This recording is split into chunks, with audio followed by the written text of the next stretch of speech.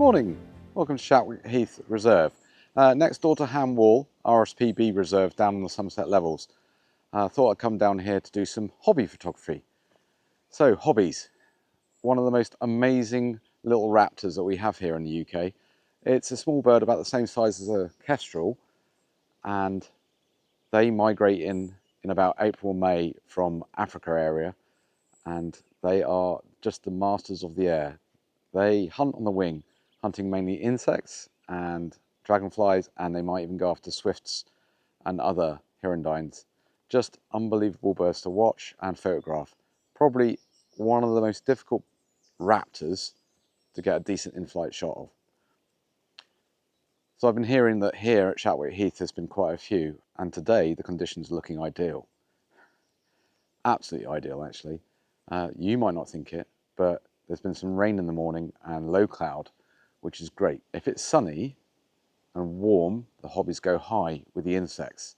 Just like when you see swifts overhead your house, or house martins or swallows, they always go high in the warmth. So what you want is an overcast day, not that warm, and hopefully you'll get the hobbies lower down. So here we go. This is Shapwick Heath. So here's Shapwick Heath, here's the map of Shapwick Heath. We are here, and you can park for free here or in the Ham Wall car park. And then you've got Noah's Lake. Now apparently there's been about 10 to 15 hobbies here. And this is at the Noah's hide. So we'll try that first and see what that's like. It's quite a high level hide, so it'd be interesting to see what photography it produces.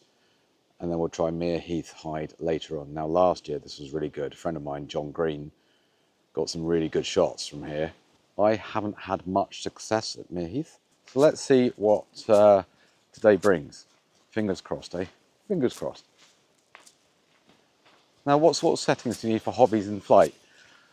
Well, this is the issue. You want the hobbies low down, obviously, so the overcast days are better. But, of course, overcast days equals less light, so when you're pushing your high shutter speeds, you're going to get high ISO. I would probably start at shutter speeds of around 3200 and see how low I can bring it. Obviously, the trade-off is your ISO is going to be higher, but with the modern denoise programs, hopefully we'll get some good shots. And who knows what else we might see on this wonderful reserve.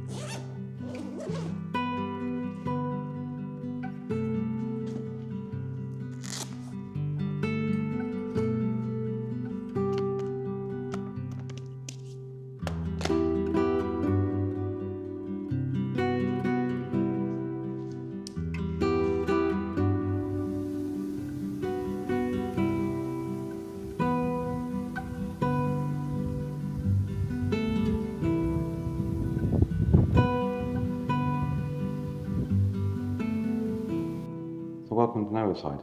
Nobody here at the moment, which is good, so I can do a bit of filming. The wind is quite strong. It's about 20 miles an hour from the southwest, and it's blowing from left to right. A lot of swifts, about sort of 100 meters up, 300 feet up.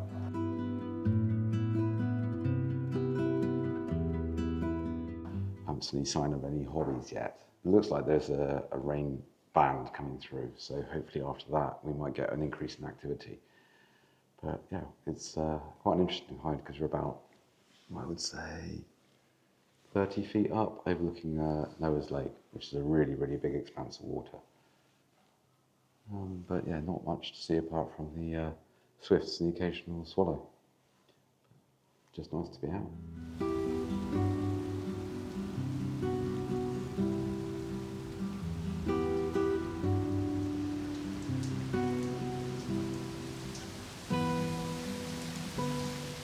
Once the heavy rain band had gone through, the wildlife started to get more active, and this wonderful marsh harrier in the distance was having a great time surfing the wind.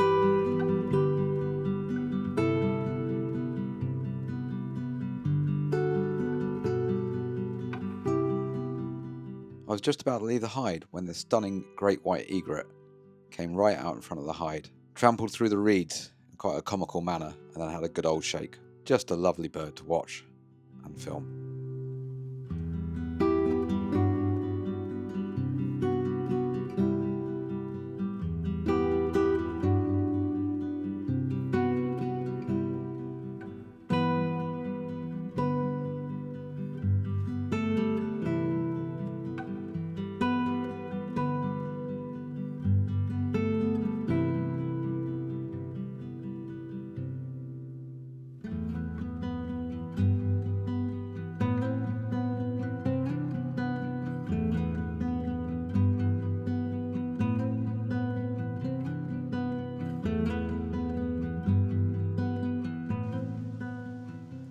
We just had a band of heavy rain come through and the wind's changed direction now. Haven't seen any hobbies at all at Noah's Hide, so I'm going to walk up to Mere Heath Hide now. Hopefully have more luck up there. The sun's come out as well. The Hobbies' main prey this time of year is dragonflies. They don't like the wind much above 15 mile an hour, so the wind's calmed down a bit. It's still quite blowy. Let's kind of look at Mere Heath Hide and see what's going on up there. Fingers crossed we'll get something up there. But yeah, it's been lovely sitting in the hide, just watching the world go by. It's all part of wildlife photography though. You don't get yourself out there, you don't see anything. So I wonder where all the hobbies have gone then. Maybe they've moved on. Find this down at the local lake at Chew Valley. Last year we had a few hobbies come in and out at Chew Valley, my local lake. But this year there's only been one or two. We thought it would be a better year. I guess with climate change, they're not coming as far north anymore. Who knows?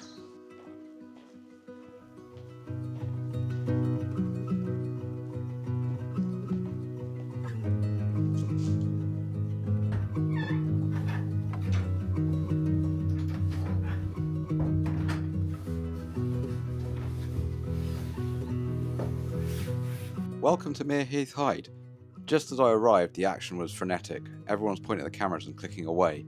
So I mounted the Osmo Action 4 to the camera and recorded it.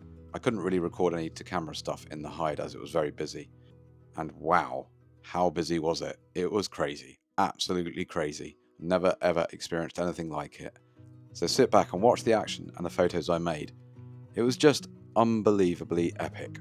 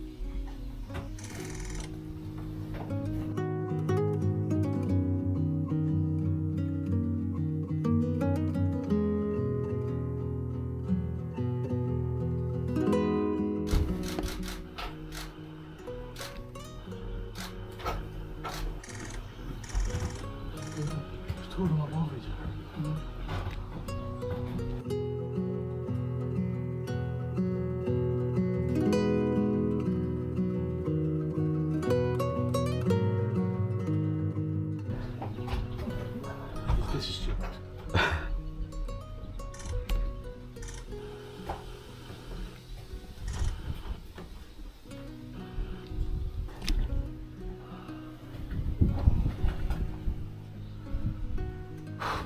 We'll lay down after this.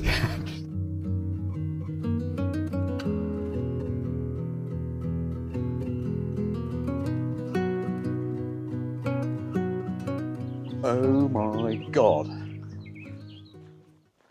Wow, just amazing. I know I use that word a lot. I have been using it too much in my videos, but that experience deserves it. When it's a mere heath hide, it was pretty full. Came in, they were like, "Oh, the hobbies are showing really well," and I was like, thought, you know, usual, what birders usually say, and sat down, and literally a hobby flew literally within about 2 yards of the front of the hide. I thought, obviously couldn't get a photo of it because it was just so close. And then it died down a bit, cloud came over, and yeah, cloud. Oh, sorry, I can't speak properly because I'm just had a awesome experience. Every time the sun came out, the four-spotted chasers would launch off. The dragonflies would launch off the reeds, and next thing you know, you got 2 or 3 hobbies just turning up and hunting right in front of the hide. Very, very difficult photography, and kudos to anyone that got a good shot of them that close to the hide. But yeah, it was just an absolute hobby fest. Absolutely amazing. Couldn't get any video of them close up, almost impossible. Too busy taking photos. Great bunch of people in the hide as well. Had some fun. I'll just go off and get some lunch now, and I'm going to come back and have another go. Hopefully they'll still be going crazy there. Seems to be just timed it perfectly with the 4-spotted chasers coming out. Just absolutely epic. So good. So walk back to the car now. Quick spot of lunch, quick pee break, and then back at it. Hopefully they've got some spare batteries with me. That's the top tip, by the way. Always bring spare batteries with you and memory cards. So I think I've rattled off about 2,000 shots. Probably most of them out of focus. But yeah, it's very difficult photography because the camera's got a lot of reeds in front of the hide. And the hobbies are flying very low to the reeds, grabbing the dragonflies. And of course, the camera's just focusing onto the reeds. Then it will pick up the hobby, and then the hobby flies in front behind a reed, and the camera drops focus again. Hopefully I've got about 10 to 20 good shots. I mean, even just one good shot of a hobby will make my day. So there we go. See you in a while for more Hobby Fest.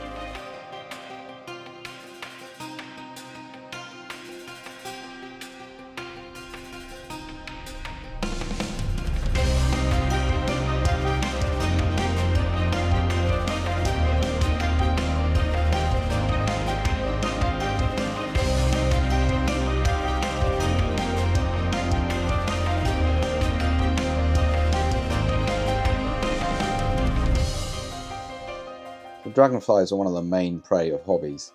They're so fast on the wing they can catch them very effectively. 4-spotted chasers mainly down at Shapwick, Heath. They don't like strong winds above 15 miles an hour. They won't fly in the rain. They start to emerge mid-May time and become active once the temperatures get above 15 degrees Celsius. So if it's cold in the morning, definitely worth waiting for it to warm up. You never know, you might get a huge emergence dragonfly.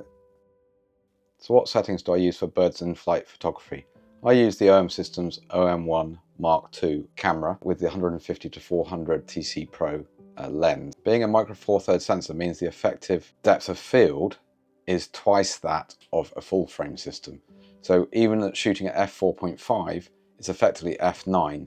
So therefore I always shoot in shutter priority, which means I get f9 depth of field. I get f4.5 aperture, which is a physical aperture. So here's the setting I use. I've got subject detection set to birds, and then I use a shutter speed of, if I can, 1 3200 or 1 4000. I'll drop it to 1 2500 if the light isn't so good, but pushing the ISOs up to 6400 isn't an issue, so I can denoise it. There you can see I've got SH2 setting, which is the blackout free shooting mode, and I'll shoot up to 25 frames per second. I'm lucky enough to have the 150 to 400 zoom lens by OM Systems. It's an amazing lens. It's very, very sharp for a zoom lens, and it's so useful for photographing birds in flight. as what I do is to acquire the bird when it's flying fast is I zoom out to about 2 to 250 millimeters. As soon as I get the subject centered, I zoom in and then track it. And here you go, I'll give you an example of how this works. As you can see, the subject's very large and framed. Trying to track that would be almost impossible when it's flying at about 20 miles an hour. So zooming out, it gives you a little bit more room to track it through there. And then once you're satisfied that you're tracking it well, you can zoom in on it. So I set my continuous autofocus sensitivity to +1. The range is +2 to -2. The higher the sensitivity you go, the faster the autofocus is to react to a subject coming through the sensor. Apparently the lower you go, the more stickier it is. So I've sort of done from sort of halfway house at +1 because I want to get the autofocus trying to jump onto the bird as it's a very fast moving subject.